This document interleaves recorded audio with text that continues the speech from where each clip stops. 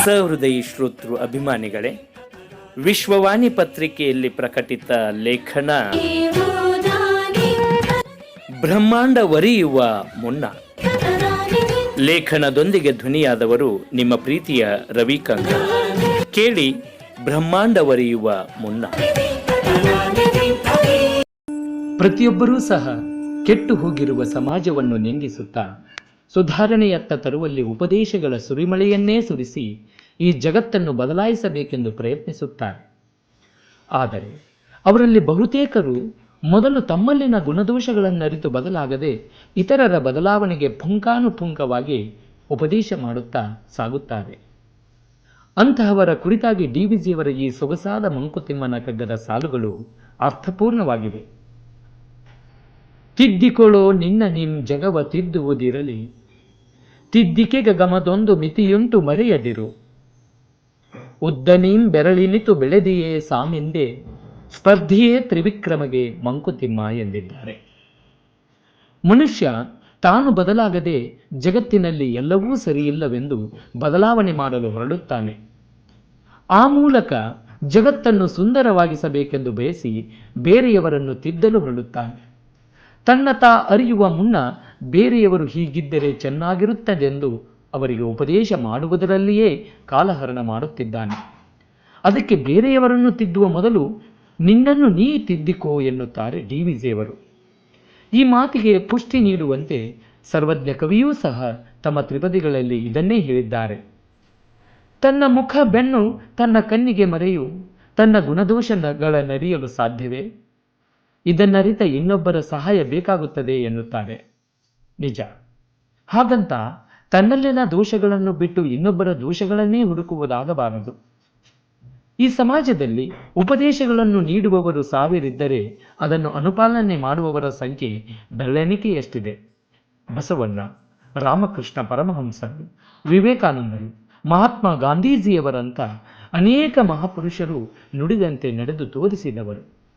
ಅವರೆಲ್ಲರೂ ಇನ್ನೊಬ್ಬರಿಗೆ ಉಪದೇಶಿಸುವ ಮುನ್ನ ತಮ್ಮನ್ನು ತಾವು ಬದಲಾಯಿಸಿಕೊಂಡವರು. ಅದಕ್ಕೆ ಈ ಚಿಕ್ಕ ಕತೆ ಕೇಳಿದರೆ ನಮಗೆ ಅರ್ಥವಾಗುತ್ತೆ.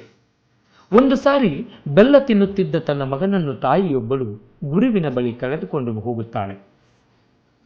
ತನ್ನ ಮಗನು ಬೆಲ್ಲವನ್ನು ತಿನ್ನುತ್ತಿದ್ದಾನೆ, ಆತನು ಬೆಲ್ಲ ತಿನ್ನದಂತೆ ತಿಳಿ ಹೇಳಿ ಗುರುಗಳೇ ಎಂದು ವಿನಮ್ರವಾಗಿ ನಿವೇದಿಸಿಕೊಳ್ಳುತ್ತಾಳೆ. ಆಗ ಗುರುಗಳು, ತಾಯಿಯೇ, 1 ವಾರ ಕಳೆದ ನಂತರ ನಿನ್ನ ಮಗನನ್ನು ಕರೆದುಕೊಂಡು ಬನ್ನಿ ಎಂದು ಹೇಳಿ ಕಳುಹಿಸುತ್ತಾರೆ.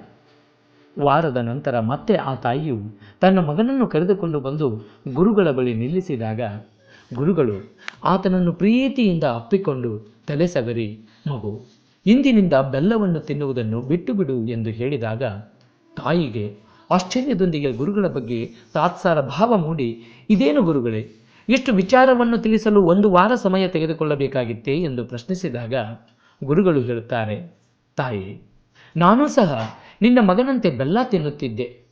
ಈ 1 ವಾರದಿಂದ ನಾನು ಬೆಲ್ಲವನ್ನು ತಿನ್ನುವುದನ್ನು ಬಿಟ್ಟಿದ್ದೇನೆ. ಹಾಗಾಗಿ ನಿನ್ನ ಮಗನಿಗೆ ಬುದ್ಧಿ ಹೇಳುವ ಧೈರ್ಯ ನನಗೆ ಬಂದಿದೆ ಎನ್ನುತ್ತಾರೆ. ಅದಕ್ಕೆ ಬ್ರಹ್ಮಾಂಡವನ್ನರಿಯುವ ಮುನ್ನ ಪಿಂಡಾಂಡವನ್ನರಿಯಬೇಕು. ನಾನಾರು, ನನ್ನ ಕರ್ತವ್ಯಗಳೇನೆಂಬುದನ್ನು ಅರಿತು ಶುದ್ಧ ಮನಸ್ಸಿನಿಂದ ಆಚರಿಸಬೇಕು. ಲೋಕ ಸರಿಯಾಗಿಲ್ಲ, ಇದನ್ನು ಸರಿಪಡಿಸಬೇಕೆಂದು ನಿನ್ನನ್ನೇ ನೀನು ಸರಿಪಡಿಸಿಕೊಳ್ಳದಿದ್ದರೆ ಹೇಗೆ? ಲೋಕದ ಡೊಂಕನ್ನು ನೀವೇಕೆ ತಿದ್ದುವಿರಿ? ನಿಮ್ಮ ತನುವ ಸಂತೈಸಿಕೊಳ್ಳಿ, ನಿಮ್ಮ ಮನವ ಸಂತೈಸಿಕೊಳ್ಳಿ ಎಂದಿದ್ದಾರೆ ಬಸವಣ್ಣವರು.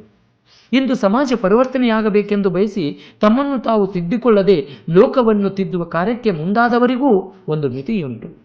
ನಾವು ಗರಡಿ ಮನೆಯಲ್ಲಿ ಪಟ್ಟು ವರಸೆಗಳನ್ನು ಹಾಕಿ ವ್ಯಾಯಾಮ ಮಾಡಿದರೆ ಅಬ್ಬಬ್ಬಾ ಎಂದರೆ 1 ಬೆರಳಿನಷ್ಟು ಉದ್ದ ಬೆಳೆಯಬಹುದು. ಆದರೆ ಮಹಾವಿಷ್ಣು ವಾಮನ ಅವತಾರವೆತ್ತಿ ಬಲಿಚಕ್ರವರ್ತಿಯ ಬಳಿ ಬಂದು 3 ಹೆಜ್ಜೆ ದಾನವಾಗಿ ಪಡೆದು ತ್ರಿವಿಕ್ರಮನಾಗಿ 3 ಲೋಕಗಳು ಆವರಿಸಿಕೊಳ್ಳುವಷ್ಟು ಬೆಳೆದನಂತೆ. ಹಾಗೆ ನಾವು ಬೆಳೆಯಲು ಸಾಧ್ಯವೇ? ಕಾರಣ, ಜಗತ್ತು ಸರಿಯಿಲ್ಲವೆಂದು ಬದಲಾವಣೆ ಮಾಡಲು ನಾವು ಬಯಸಿದ್ದಾದರೆ ಈ 2 ವಿಚಾರಗಳನ್ನು ನಾವೆಲ್ಲರೂ ನೆನಪಿಟ್ಟುಕೊಳ್ಳಬೇಕು. ಅದು ಒಂದು ಒಪ್ಪಿಗೆ, ಇನ್ನೊಂದು ಬದಲಾವಣೆ. ವ್ಯವಸ್ಥೆ ಸರಿಯಿಲ್ಲವೆಂದು ಸುಮ್ಮನೆ ಕೂಡದೆ ವ್ಯವಸ್ಥೆಯನ್ನು ಬದಲಾವಣೆ ಮಾಡಲು ಪ್ರಾಮಾಣಿಕ ಪ್ರಯತ್ನ ಮಾಡಬೇಕು. ಬದಲಾವಣೆ ಮಾಡಲು ನಮ್ಮಿಂದ ಸಾಧ್ಯವಾಗದೇ ಹೋದರೆ ಮತ್ತೊಬ್ಬರನ್ನು ದೂಷಿಸದೆ ವ್ಯವಸ್ಥೆಗೆ ಒಪ್ಪಿ ಹೊಂದಿಕೊಂಡು ಹೋಗಬೇಕು. ಇದಕ್ಕೆ ಸ್ವಾಮಿ ವಿವೇಕಾನಂದರು ಒಂದು ಸೊಗಸಾದ ಮಾತುಗಳನ್ನು ಸೇರಿಸುತ್ತಾರೆ. Improve your self at least A full will be less ಅಂತ ಹೇಳ್ತಾ ಇದ್ದಾರೆ. ನಮ್ಮಷ್ಟಕ್ಕೆ ನಾವು ಸುಧಾರಣೆ ಆದರೆ ಈ ಸಮಾಜದಲ್ಲಿ ಒಬ್ಬ ಮೂರ್ಖನಾದರೂ ಕಡಿಮೆಯಾಗುತ್ತಾನೆ ಅಲ್ಲವೇ? ಇಂತಿ ನಿಮ್ಮವ ರವಿ ಕಂಗಲ್. ನಮಸ್ಕಾರ.